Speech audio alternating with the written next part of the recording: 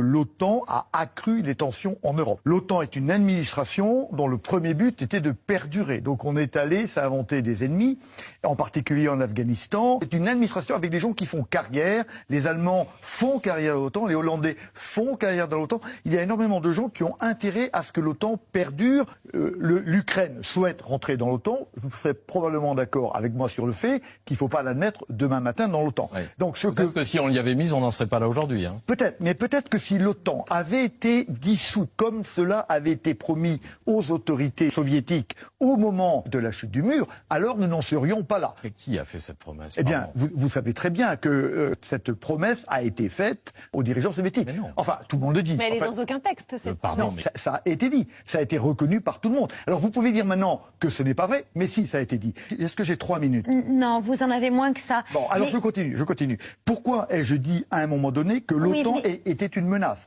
Parce qu'elle confie la sécurité des Européens à un pays qui s'appelle les États-Unis, Mais non. qui a des intérêts de plus en plus divergents des intérêts européens. Les pays européens, hors la France, ont désarmé. Pourquoi? Parce que les Américains, l'OTAN leur a dit, vous êtes protégés.